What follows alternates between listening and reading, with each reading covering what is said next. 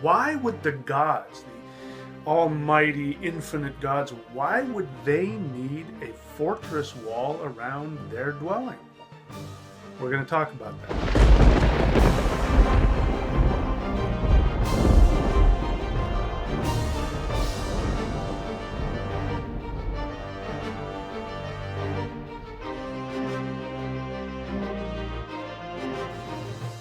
Hi, this is Michael William Denny of the ThunderWizard.com YouTube channel. So, I want to talk to you about a very important detail of the myth of when Sleipnir was created. Sleipnir, if you don't know who that is the magical horse of Odin. The Sleipnir has 8 legs. His name means slipper, and it is Odin who is able to slip through the cracks between the worlds by riding this magical steed. Now, there's a myth. The mythology, I'm not interested right now about talking about Sleipnir. I've talked a lot about him before. But there's a detail in that myth that is very important and very pertinent to some of the things that we've been talking about. So very briefly in that myth, as you know, the gods wanted to build a fortress wall around Asgard. Now the word Asgard means the fortress, the guard. Asgard, the yard, the fortress of the gods. Now just log that in there. Why would the gods need to create a fortress for themselves? There are only 2 fortresses in all the 9 worlds, Asgard and Midgard. Midgard is Middle Earth, it's where humans live. That's understandable. We need to have a fortress around that because all of the beings and the entities and the energies that live in all of the other 8 worlds, we can't just have them running roughshod into our 3D reality. It's too crazy and too frightening for us. So we have to create a barrier. We have to create a fortress, a wall. So that makes sense. But why would the gods, the almighty, infinite gods, why would they need a fortress wall around their dwelling? We're going to talk about that. A giant to come in who agrees to build the wall in exchange for the sun and the moon and Freya. Now, these are common. This keeps coming up. The sun and the moon comes up a lot. And in Ragnarok, there are 2 wolves that are chasing down, swallowing the sun and the moon at all times. That's important. We'll talk about that when we talk about Ragnarok more in depth. And we will, because there's some very important things you need to know. Why would the gods have allowed a giant to come and build a wall? And why do they need a wall? This is important. So as you know, just to let you know, what ends up happening is that the giant makes the deal with them and says, I'll build it, and if I can build it within X amount of time, before that time is up, if I build it before that, you have to give me the sun and the moon and Freya. And the gods think there's no way he's going to be able to pull it off, so they say, sure, go, yes, fine, whatever you want. And then sure enough, this giant, with the aid of his very powerful giant horse, is almost done building that wall. And he would have finished before the appointed time, which means he would have won the bet, which means he would have got the sun and moon and Freya. So they're flipping out. So Loki then transforms himself into a mare, a female horse, and he seduces the giant's horse into the forest where they have crazy horse sex, and then he creates, and then Loki gives birth to Sleipnir, and that becomes Odin's horse, and blah blah blah. Thor comes back and ends up killing the giant. Who doesn't love Thor? Very important. He ends up killing the giant. And now Asgard has this wall. So I'm going to give you just a couple of interesting things which make perfect sense. Now, in the practice that I teach, we place Asgard in the northeast. And in every other tradition around the world, the northeast is the highest of spiritual, ethereal essences. In the Taoist tradition, the northeast is the same. It has is the essence of highest ethereal essences, but it's also called a ghost door. So it's important that you have to be careful, because otherwise negative entities can come through the northeast, which is strange because that's the direction that you worship the gods in. I've talked about this before. This is because if you'll notice that people who are very fundamentalist in their thinking, whether they be Christians or Jews or Muslims or even Asatruers, who are hardcore right-wing Republican, rah, rah, rah, that they will identify with the gods. I am a defender of the gods, of the truth, of the highest, blah, blah, blah. These are the people who cause the most damage. These are fundamentalists. This is why it's a ghost door, because negative energy comes through when somebody does not understand what the highest realm of ethereal energy is. And they become deceived in their own pride, in their own religiosity. That's why it's a ghost door. But now let's get back to, I went off topic a little bit. Now let's go back to why in the world did the gods need to build a wall? And why couldn't they build it themselves? Nobody asked that question. Why couldn't the gods build the wall themselves? Very interesting. Because in this universe is a universe of change. There's one place in the universe where things change the least, and that is in Asgard. That's because the gods, this is why there's a war between the Aesir and the Vanir. The Vanir are gods of change. They are gods of time. They are the masters of time and of wind. They are the elder gods, not because they were created before the Asgards, or like some people want to tell you, because when the Aryan invaders came in, they merged their new religion with the old religion, and the Vanir was the old religion. Nonsense. You can find the correlation in the Vedic tradition as well as in the European, which means that it's part of the whole. It's not two cultures coming in. So the Vanir are not older gods because they were created earlier. They're the older gods simply because they live in time and space. The Aesir do not. The Aesir live in timeless perfection. Now, timeless perfection does not want to change. It can't change. It's timeless perfection. Okay? That's why there's a difference between the gods, the Vanir, and the elves. Okay, the elves aren't either of those two. They deal with time and space differently.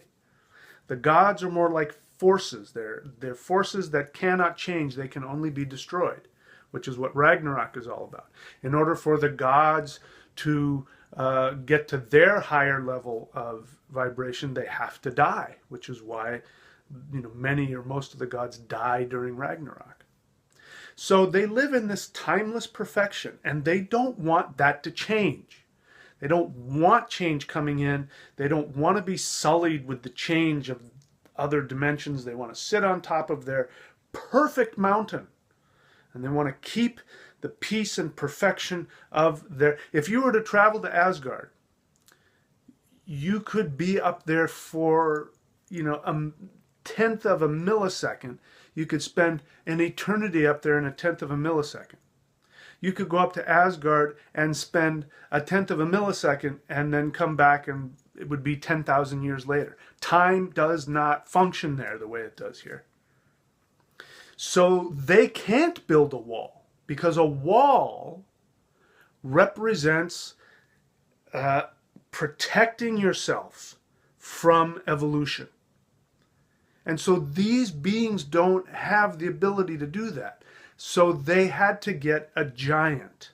Now a giant is part of this world. Now giants represent the exact opposite of the gods in this sense, in that where the gods live in timeless perfection, the giants want to create a stagnation in a world that is about dynamic growth and change.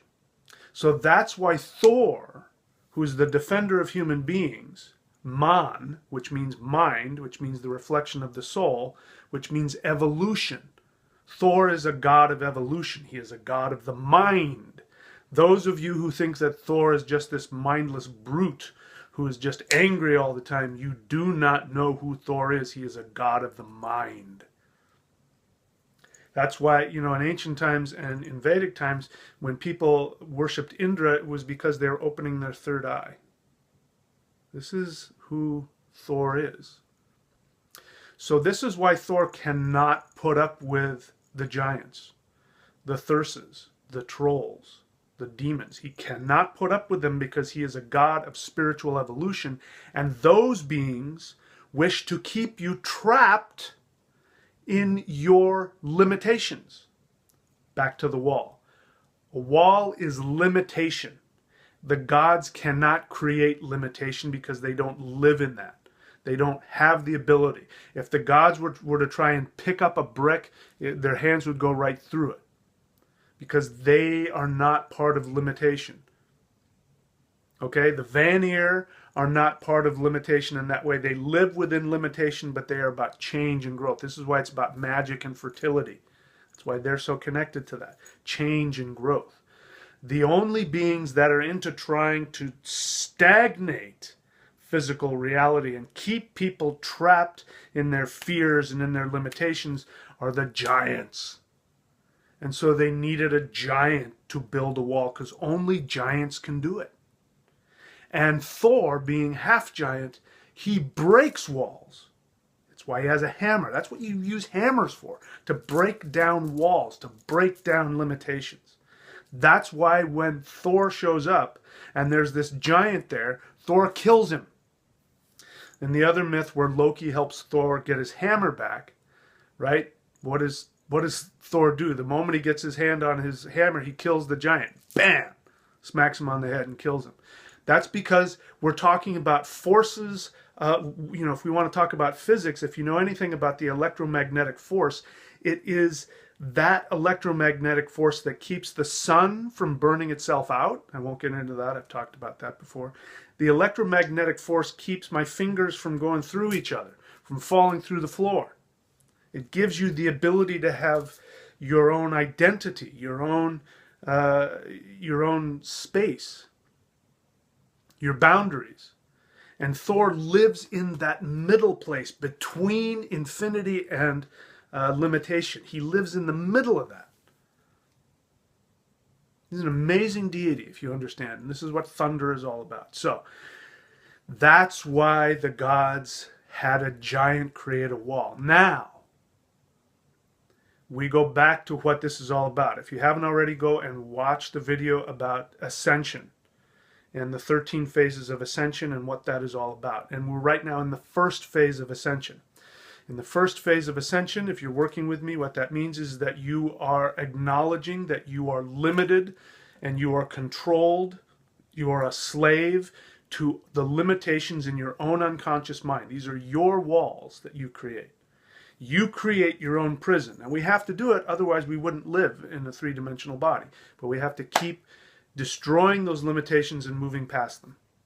And this is what Ascension is all about. Moving, continuously changing and growing, and vibrating to a higher level and moving to the next stage. It's not an end state, by the way. If you're looking for that end state where you're going to be saved from all of it, forget it. It won't happen. The only thing you're going to get is the ability to flow from one state to the next and ascend, which is where we're going. So we have to ask ourselves, what walls have we created?